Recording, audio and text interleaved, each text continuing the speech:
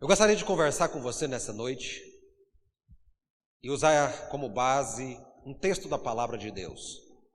Abra sua Bíblia na carta do apóstolo Paulo à igreja da Galácia, os Gálatas, no capítulo 5. Gálatas, capítulo 5. Nós vamos ler a partir do versículo 17 até o 23. Gálatas 5, do 17 até o 23. Diz o seguinte a palavra: porque a carne cobiça contra o espírito, e o espírito contra a carne. E estes opõem-se um ao outro, para que não façais as coisas que quereis. Mas, se sois guiados pelo Espírito, não estáis debaixo da lei. Porque as obras da carne são manifestas, as quais são adultério, fornicação, impureza, lascívia, idolatria, feitiçaria, inimizades, contendas, ciúmes, iras, pelejas, dissensões, heresias, invejas, homicídios, bebedices, glutonarias e coisas semelhantes a estas, acerca das quais de antemão vos declaro, como também já antes vos disse, que os que cometem tais coisas não herdarão o reino de Deus.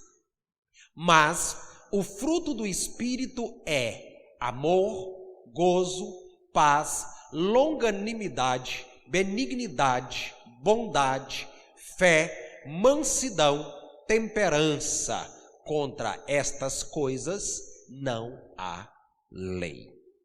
Meu Pai, esta é a Tua palavra, e eu te peço nessa noite que o Senhor venha, através desta Tua palavra, alcançar nossas vidas, Senhor, os nossos corações, levando-nos, Senhor, para o nível do entendimento, Senhor, que Tu queres que tenhamos, e também um aprofundamento, Senhor, no nosso relacionamento contigo. Eu te peço, no nome santo de Jesus.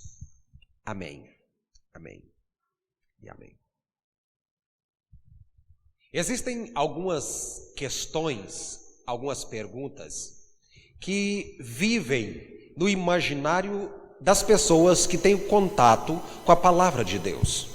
Quando lemos, por exemplo, a história da queda do diabo, nós ficamos pensando por que é que naquele instante Deus simplesmente não o destruiu.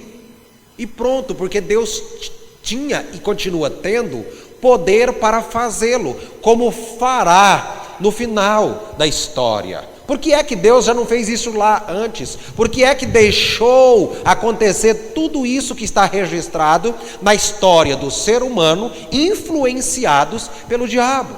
Tem algumas questões como essa que às vezes permeiam nossa mente e que mexem com o nosso entendimento e o nosso imaginário. Uma dessas questões eu quero tratar com você nessa noite.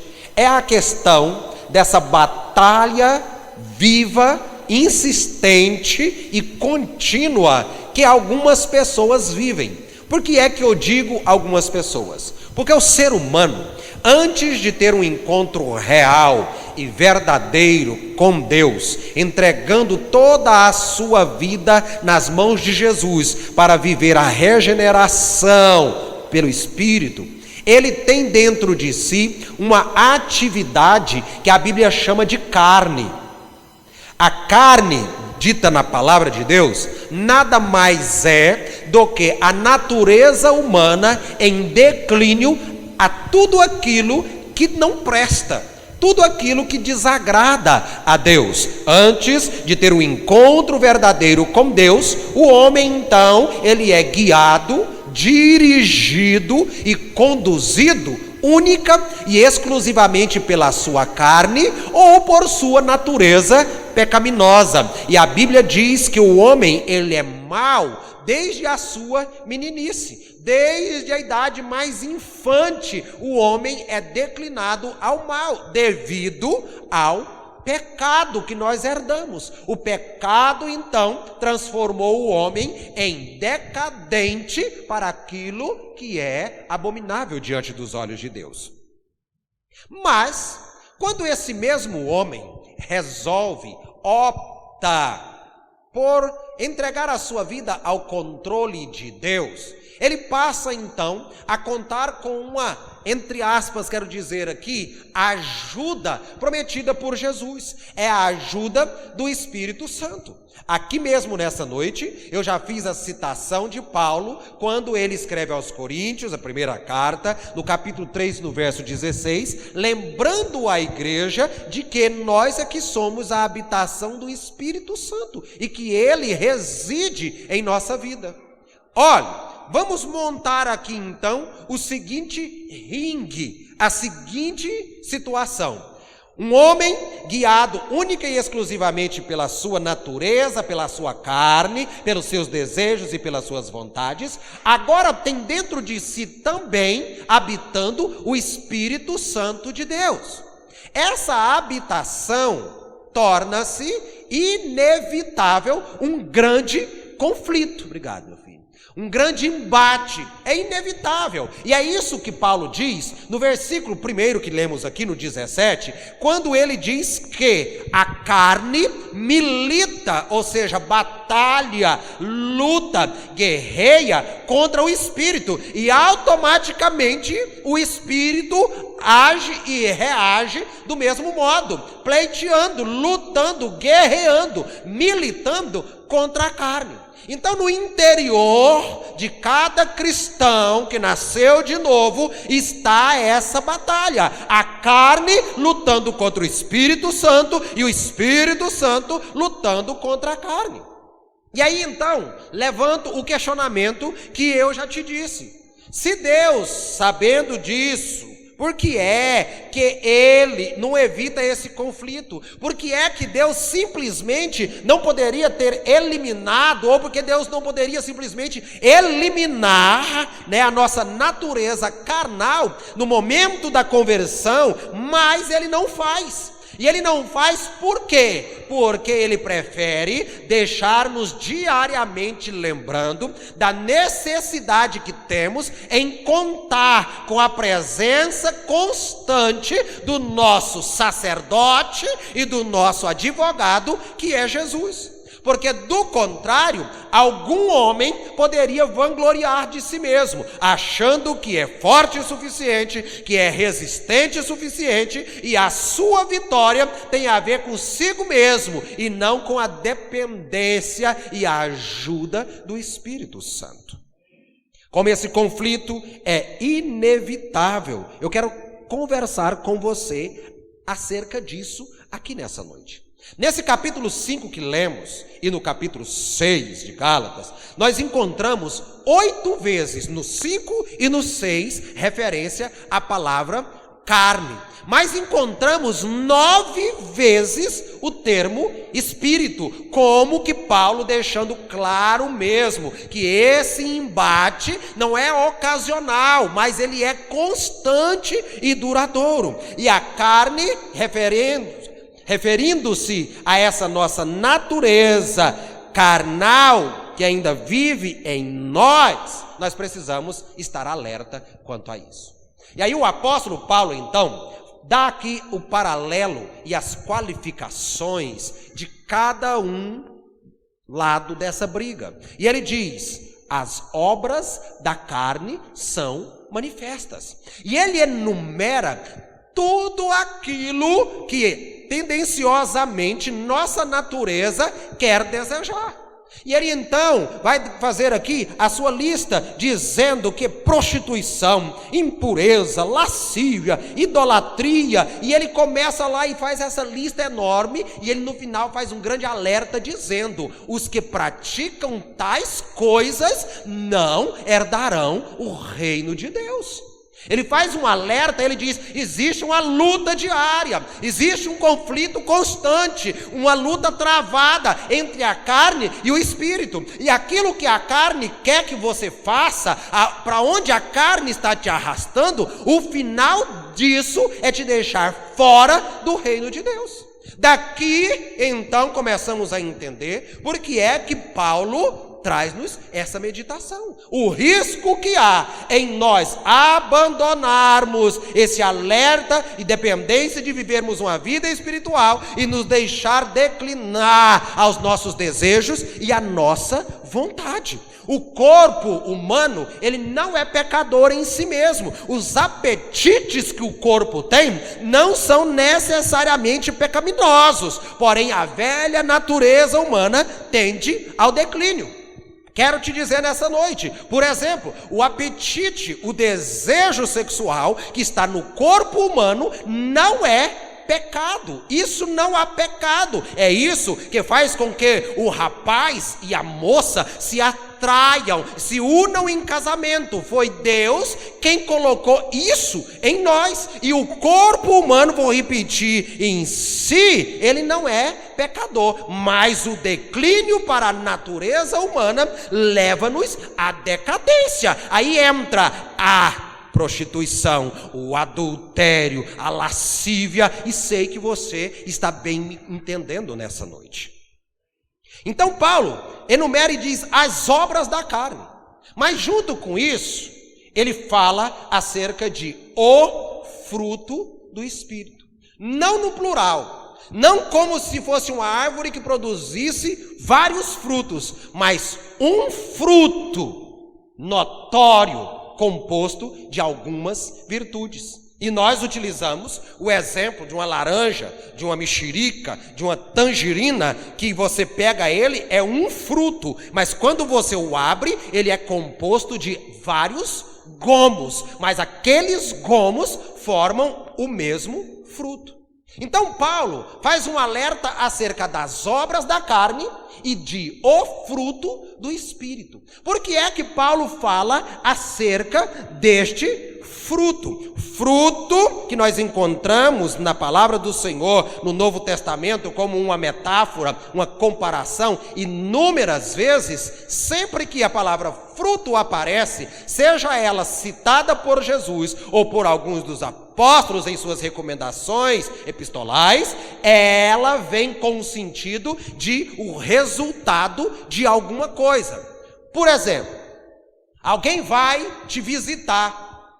Um amigo de infância, por exemplo, te reencontra hoje nas redes sociais. Te encontrou, te conheceu numa situação bem complicada lá na infância, na adolescência, e hoje ele vai te visitar. E de repente ele chega, você tem casa própria, uma casa bem organizada, você tem carro para andar, e aí ele então pode manifestar uma certa surpresa. Diz: olha que bacana, hein, a sua casa, que coisa linda. A resposta que você vai dar para ele é: isso é o fruto do meu esforço ou o fruto do meu trabalho, como significado de o resultado de alguma coisa. Quando o apóstolo Paulo faz a lista das obras da carne, ele fala acerca do fruto do Espírito, como também o resultado que é visto na vida do homem e da mulher que tem em seu interior o Espírito Santo em atividade. E quando olha esse homem e essa mulher, cujo Espírito Santo está sendo alimentado, você tem buscado pela leitura da palavra, pela vida de oração, pela participação dos cultos públicos, como você está aqui nessa noite, uma vida declinada e tendenciosa ao querer agradar a Deus e o que Ele diz, automaticamente a sua carne, a sua natureza pecaminosa está sendo vencida pelo Espírito Santo que está agindo na sua vida, e com isso as pessoas vão começar a ver em você, perceber em você o fruto, ou seja, o resultado desse Espírito trabalhando. Algumas pessoas pegam obra do ou dom do e querem comparar como o fruto do Espírito.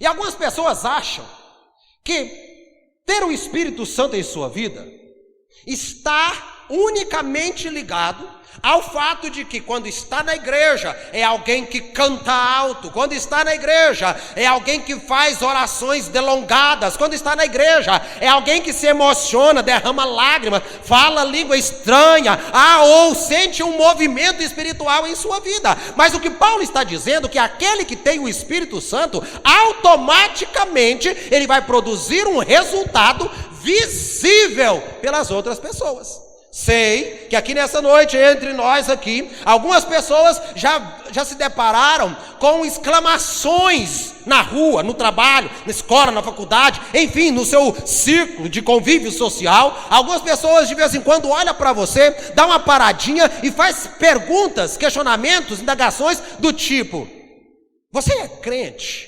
Ou eu vejo algo diferente em você. Ou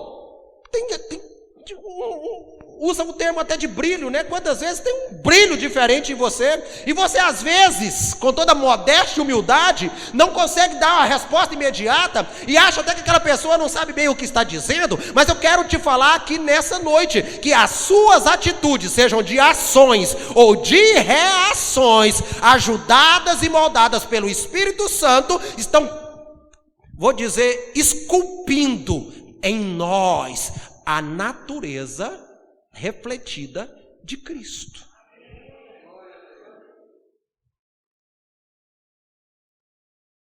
Meu irmão, esse fruto são as qualidades morais divinamente implantadas em nós. Esse fruto é o resultado do trabalho constante, duradouro, dessa ação do Espírito Santo em nosso caráter. É preciso nós entendermos nessa noite que a origem desse fruto, ela é sobrenatural. Porque se alguém questiona-me nessa noite e diz: pastor, mas como é que eu posso produzir esse fruto? Eu gostaria sim de ser a pessoa que tem demonstração em si desse fruto. Como é que eu faço? Faz como o Senhor tem feito ultimamente, dar-nos a receita, passa uma listinha, o passo a passo de como eu vou produzir esse fruto. Mas nessa noite eu tenho que te dizer que a origem desse fruto, ela é sobrenatural. Nós não podemos produzir. A sua origem está escrita na palavra, é fruto do Espírito. Só Ele é que pode produzir isso em nós. E existe uma grande distinção quando o apóstolo Paulo fala as obras da carne e o fruto do Espírito. Tem uma distinção, uma separação, uma diferença entre obra e fruto. O fruto é resultado de uma união viva. Agora, uma máquina pode produzir obras, mas ela jamais pode produzir fruto. É o resultado dessa união viva. Quando abrimos a nossa Bíblia no Evangelho de João, no capítulo 15, vemos Jesus se apresentando aos seus ouvintes, telespectadores, da seguinte maneira. Ele diz: eu sou a videira verdadeira, meu pai é o agricultor e vocês são os ramos. Todo ramo que estiver ligado em mim, esse produz fruto. A máquina pode fazer obra, os homens podem fazer obra, mas só o Espírito Santo pode produzir em nós esse bendito e glorioso fruto. E quando esse fruto é produzido em nós, nós desenvolvemos o caráter cristão. Ele se forma no âmago do nosso ser pelo poder desse Espírito, e o Espírito tenta nos tornar iguais a Cristo. Saiba que o Espírito Santo vem habitar na sua vida, não para você fazer pirulas, não para você se vangloriar, dizendo eu sou espiritual, como eram os crentes de Corinto. Vamos ler a carta de Corinto e vamos ver Paulo repreendendo eles por isso. O Espírito Santo vem habitar em nós, não para acharmos que como igreja de Cristo nós somos superiores, melhores do que os demais, mas o Espírito vem habitar em nós para moldar em nós como uma pedra bruta. O artista busca lá uma pedra sem forma, rústica, dura, desprezível e desprezada, e ali com muita paciência ele começa a talhar, a moldar, a emoldurar uma obra de arte. Ei, o Espírito Santo de Deus está na sua vida para tirar você da situação de uma pedra rústica e sem valor e transformar você em uma peça preciosa, em uma verdadeira obra de arte. E esse fruto tem características. Ninguém precisa dizer que tem o Espírito Santo. Quem tem o Espírito Santo, o fruto, ou seja, o resultado de tê-lo, Paulo diz, põe para mim de novo, Gálatas 5, 22 e 23.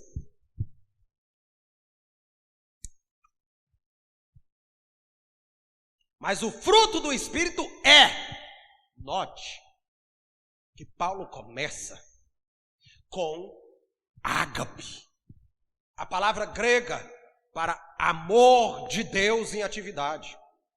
E se você pegar, e eu quero fazer isso aqui nessa noite, 1 Coríntios, João, abre para nós aí, rapidinho, 1 Coríntios 13, do versículo 1 ao versículo 7, vamos começar só com esta palavra, para entendermos o que é que o Espírito Santo está querendo operar e fazer em nós. Primeira coisa, ele diz, o fruto do Espírito é amor. E o que é amor? Diz Paulo em Coríntios 13, ainda que eu falasse as línguas dos homens e dos anjos, e não tivesse amor, seria como um metal que soa, ou como sino que tine.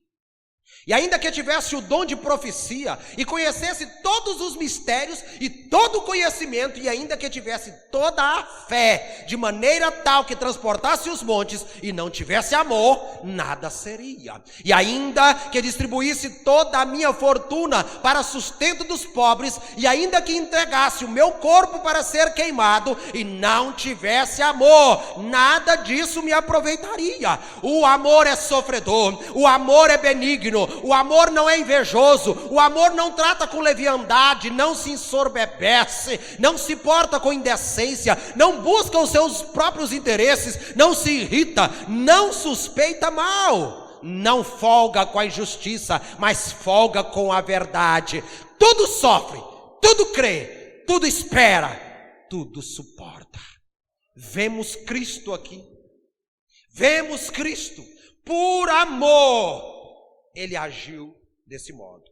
É este o trabalho que o Espírito Santo quer fazer em nós, nos tornar semelhança e aparência de Cristo. O fruto do Espírito é amor, alegria, paz, longanimidade, benignidade, bondade, fidelidade, mansidão, domínio próprio. Contra estas coisas não há lei. Viva a sua vida de modo a proporcionar meios para que esse Espírito de Deus tenha liberdade para trabalhar nela.